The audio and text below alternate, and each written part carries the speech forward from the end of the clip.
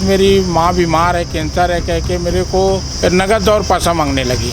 मोहल्लेवासी बताते हैं कि ये जो ऑनलाइन सट्टा है उसमें भी ये लिप्त थी। वहाँ के लोकल लोगों से भी पैसा ले लिए, जो कॉलोनी में रहते हैं उनसे भी पैसा ले लिए, पैसा नहीं देती है। आज मैं आपको 1,75,000 दे दूंगी। मेरा बैंक का कुछ काम अटका हुआ है जो कि नहीं हुआ है। अभी मैं जा रही हूँ घर जाके आधार कार्ड लाके तुरंत काम करके आज के आज आपका 1,75,000 आपके अकाउंट में रहेगा या फिर आपको मैं कैश दे दूँगी।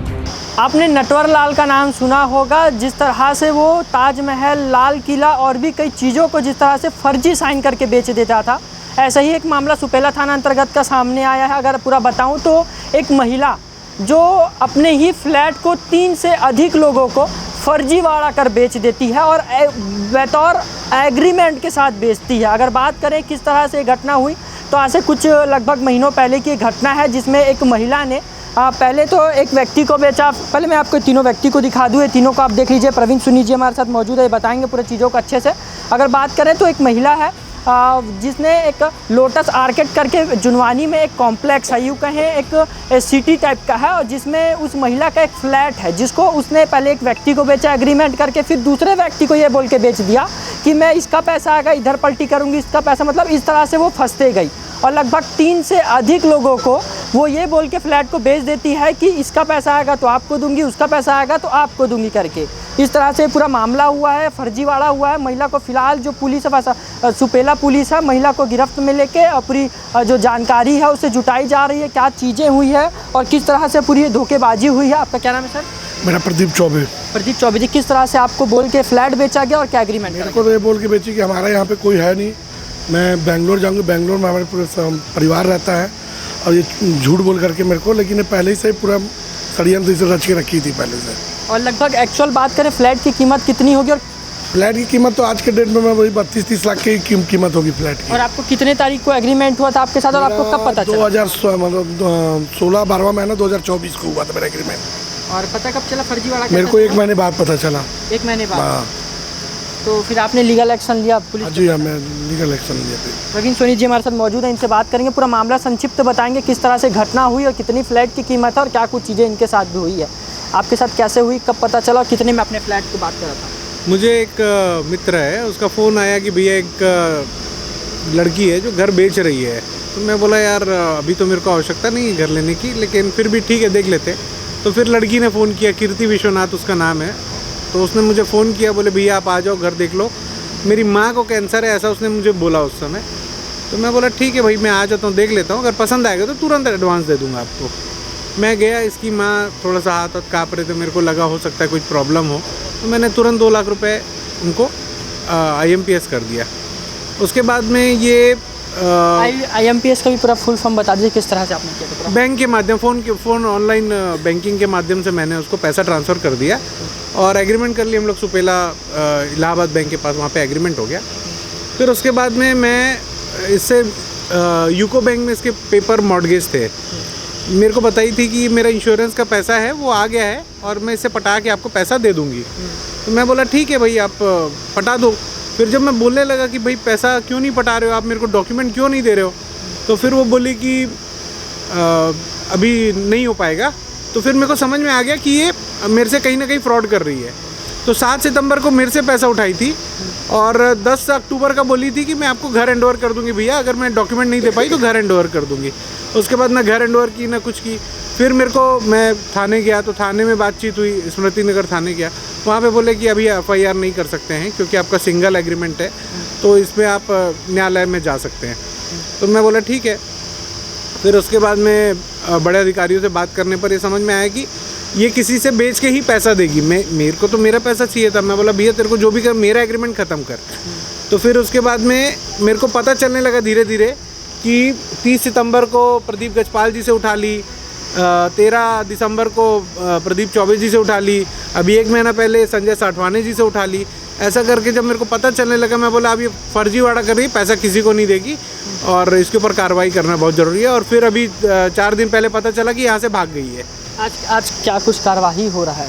आज पुलिस का मुझे सहयोग मिला, मैंने अपनी पीड़ा बताई तो पुलिस ने बहुत सपोर्ट किया और कार्रवाई के लिए आश्वस्त किया और कार्रवाई की भी। रात के 12 बजे तक मैं यहाँ पर FIR करवा रहा था और मुझे पुलिस का बहुत ही अच्छा सपोर्ट मिला, इसके लिए मैं पुलिस को बहुत बहुत धन्यवाद देता हूँ। और ऐसे जो भी भाई, हम तो महिला समझ के सॉफ्टली हम लोग ये सोच रहे थे कि भाई इनको अगर परेशानी है तो हम इनकी दूर कर दें, लेकिन ये जो कृत्य हुआ है 4-5 लोगों से अपनी, लगभग कितने लोगों के साथ और हुआ होगा और कितने की कीमत होगी लगभग? कम से कम मुझे लगता है कि 6 से 7 लोग तो मैं देख रहा हूँ, क्योंकि 6 दिसंबर को एक और पैसा इसके मैंने अकाउंट की जो समरी आती है उसमें मैंने देखा कि 6 दिसंबर फिर, और ये सबसे इसका एक ना एक छोटा सा एक रहता है ना, किसी भी क्रिमिनल का एक क्लू छोड़ता है, तो इसका टारगेट है 1 लाख, 1.5 लाख, 2 लाख, 3 लाख, इससे ऊपर ही किसी से पैसा नहीं उठाती है। मतलब ये टारगेट करके लोगों को चुन रही है। हाँ, चुन के ये और करती क्या है, जैसे किसी भी ऑटो वाले के साथ जाएगी, उसको बोलेगी भैया मेरे को घर बेचना है, कोई हो तो बता दो, तो ऐसा करके कोई नॉर्मली बता देता है कि भाई इनसे बात कर लो, ये आपको दे सकते हैं पैसा, तो उनको टारगेट कर करके 1, 1.5, 2, 3 इससे ज़्यादा पैसा उठाती नहीं हो।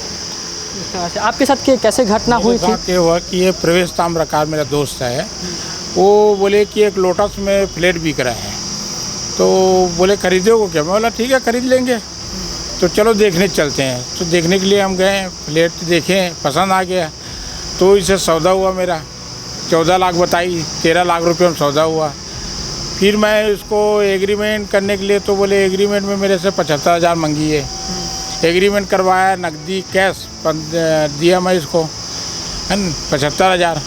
फिर उसके बाद मेरे को 2-4 दिन के बाद मेरी माँ बीमार है, कैंसर है कह के मेरे को नगद और पैसा मांगने लगी, तो मैं इसको फ़ोन पे में डालते गया 75,000 और डाल दिया। कितने बार डाला था आपने लगभग? इसको मैं इसके 4-6 बार और डाला मैं। कुल कीमत कितनी डाल दी हो क्या?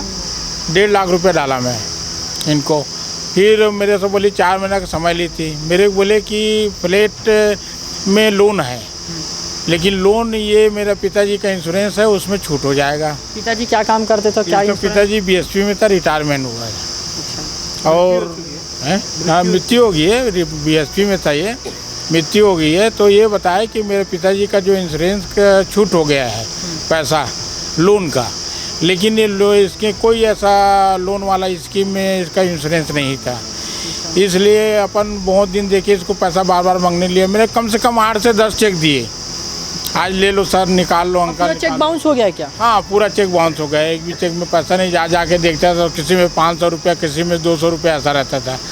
मेरे को UK बैंक में जाके फिर पता किया मैं इसको, तो बताया कि ये 23 लाख रुपये का लोन है।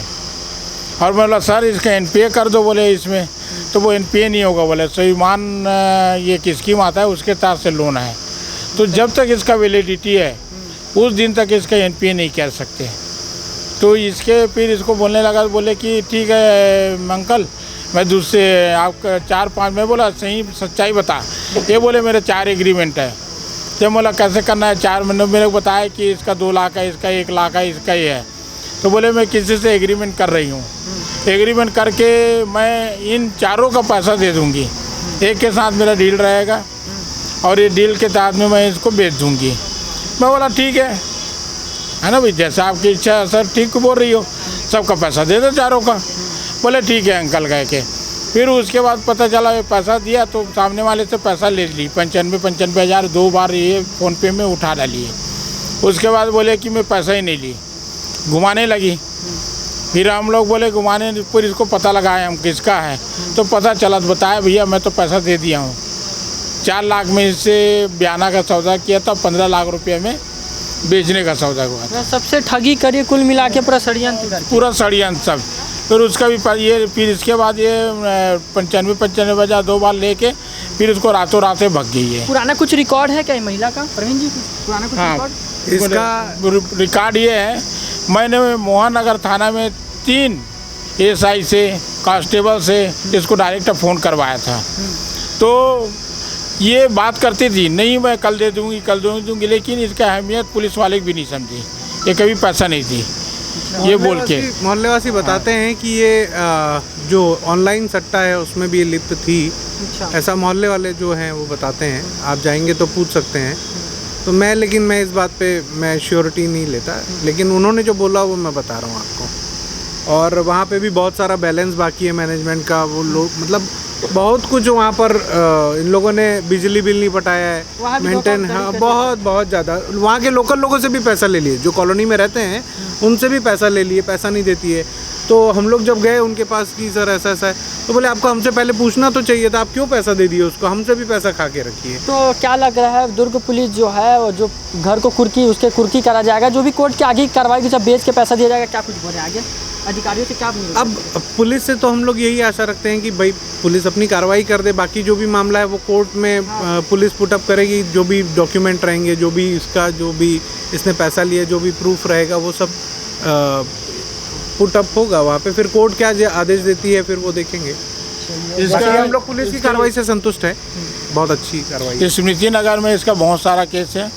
देशमुख जी स्मृति नगर से मोहन नगर थाना ट्रांसफ़र हुआ है।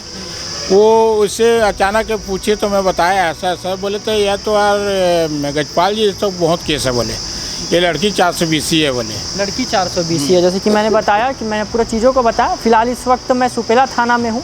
एक महिला के ऊपर विधि विधान कार्रवाई करा जा रहा है, जिसने भी वो जो उसने अगर आप बात करें तो 420 का उसके ऊपर अभी अपराध दर्ज करा जा रहा है। और जिस वक्त मैं खबर बना रहा हूँ इस वक्त उसके ऊपर जो कार्रवाई चल रही है, ये पूरा मामला अगर बात करेंगे तो ऐसा सूत्रों जानकारी मिली, ये भी बता रहे कि जो यहाँ पे स्मृति नगर थाना है उसमें भी उसके खिलाफ कुछ मामले दर्ज हैं 420 का।